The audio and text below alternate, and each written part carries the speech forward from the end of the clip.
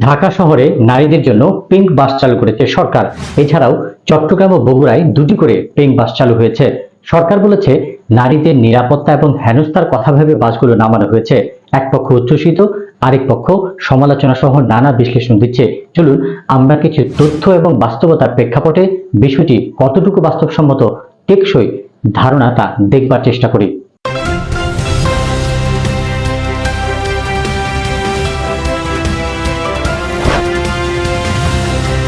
শুরুতেই বলি, আমি কিছু তথ্য ও প্রযুক্তি দিয়ে বিষয়টি নিরপেক্ষতার দৃষ্টিতে আলোচনার চেষ্টা করছি।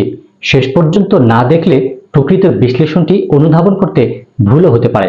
জাপানি সংস্থা জাইকার গবেষণা অনুযায়ী ঢাকা ও আশপাশে দৈনিক গড়ে প্রায় 3 কোটি ট্রিপ বা লোক চলাচল করে, যেখানে একজন ব্যক্তির প্রতিদিনের যাতায়াতকে একটি ট্রিপ হিসেবে ধরা হয়। আর ঢাকা পরিবহন সমন্বয় কর্তৃপক্ষের তথ্য অনুযায়ী ঢাকা ও আশপাশের রুটে নিবন্ধিত বাস প্রায় 7,091টি। বাস্তবে প্রতিদিন চলাচল করে মাত্র 3,000 থেকে 4,500, তাও যাত্রীর তুলনায় পর্যাপ্ত নয়। এমন বাস্তবতায় ধরুন 3 কোটি ট্রিপের মধ্যে 1 কোটি ট্রিপ নারীদের হয়, তাহলে ঢাকায় মাত্র 10টি মহিলা বাস নামিয়ে কতটুকু নিরাপত্তা এবং সুবিধা দেওয়া সম্ভব? 1% নারীও হয়তো এর সুবিধা নিতে পারবে না। একটি বাসে উঠতে হয়তো কয়েক ঘন্টা রাস্তায় অপেক্ষা করতে হবে নারীদের, কারণ ঢাকায় একটি রুটে একটি ট্রিপ দিতে অন্তত 2 ঘন্টা লাগে। যদিও ইতিমধ্যে দেখা গেছে বাসগুলো অনেকটাই যাত্রী শূন্য চলছে। এখন নারীরা কেন বাসগুলোতে উঠছে না সেটি প্রশ্ন, এটি জরিপ হতে পারে। তার মানে কি 99% নারী আগের মতোই ঠেলাঠেলি গাদাগাদি করে যাওয়া আসা করবে কমন জেন্ডার বাসে? সুতরাং আমার মনে হয় নিরাপত্তার জন্য নারীদের সবকিছু থেকে আলাদা করে দিতে হবে, এটি বাস্তবসম্মত ধারণা নয়। যদি তাই হয়, তাহলে তো নারীদের জন্য আলাদা অফিস, আলাদা আদালত, বাজার হাট করতে হবে। কারণ সবখানেই কোনো না কোনোভাবে নারী কোনো না কোনো ফরম্যাটে হেনস্থা এবং টিজিং এর শিকার হচ্ছে। পরিবারে নারীরা ভায়োলেন্সের শিকার হচ্ছে, বঞ্চিত হয়। তাহলে কি বিয়ে শাদী করা যাবে না, বা পরিবার থেকে আলাদা করে দেওয়া হবে? এমনই যদি হয়, তবে তার রাস্তায় নারী বাসের জন্য আলাদা করে লেনও করে দিতে হবে ভবিষ্যতে। কারণ পুরুষ চালকদের মানসিকতা না বদলালে তারা তো উড়াধরা বাস চালাবে এবং নারী চালকদের দেখলে বেশি করে ঠোকাঠুকি করবে, টিচ করবে। যেটি করা যেতে পারে, প্রাথমিক অবস্থায় অভিজ্ঞ পুরুষ চালক হেল্পার থাকতো, পাশাপাশি তাদের সাথে সহকারী হিসেবে কিছুদিন নারী ড্রাইভার এবং হেল্পাররা থাকতো। তারা ঢাকা শহরের রাস্তার হালচাল অবস্থা দেখে বুঝে আয়ত্তে নিয়ে আসতো, তারপর চালাতে পারতো। একেবারে প্রথম দিন থেকে নারী ড্রাইভারদের নামিয়ে দেওয়া হলো সম্পূর্ণ বিরূপ এক পরিবেশ এবং কঠিন বাস্তবতার মুখে। আমি বলবো, এইভাবে নারীদের আলাদা না করে নারীর প্রতি পুরুষের বিরূপ মানসিকতা বদলাতে হবে। নিয়ম নীতি, আইন কানুন, কোড অফ কন্ডাক্ট প্রণয়ন এবং বাস্তবায়ন করতে হবে। সামাজিক সচেতনতা তৈরি করতে হবে। বাসে ও বাহিরে যাতায়াতে নারীকে স্পেস এবং সম্মান দিতে হবে পুরুষদের।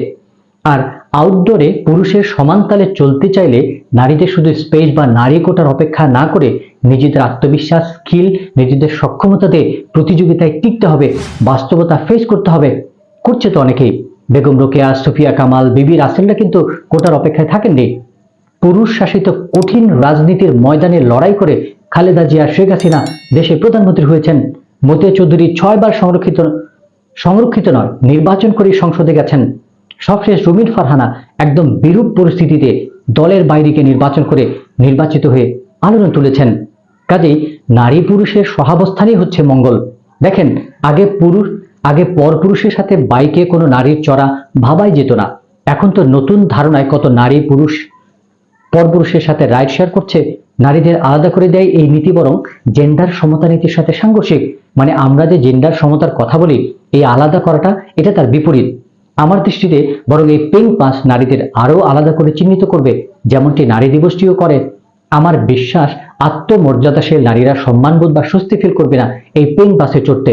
তাছাড়া সাথে পুরুষ স্বজন অথবা পুরুষ যাত্রী ছাড়া নারীরা এই বাসে কতটুকু নিরাপত্তা ফিল করবে, বিশেষ করে সন্ধ্যার দিকে, সেটি ভাববার বিষয়, যখন পুরো শহরটাই অনিরাপদ।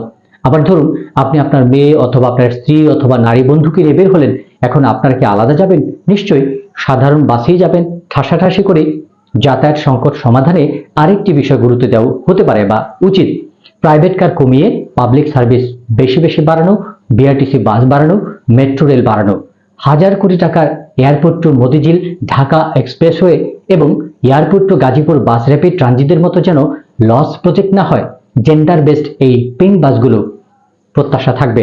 জাতীয় ও আন্তর্জাতিক রাজনীতি, ভূ রাজনীতি, অর্থনীতি ও কূটনীতির খবরের বিশ্লেষণ নিয়ে এপি নিউজ আছে আপনার সাথে।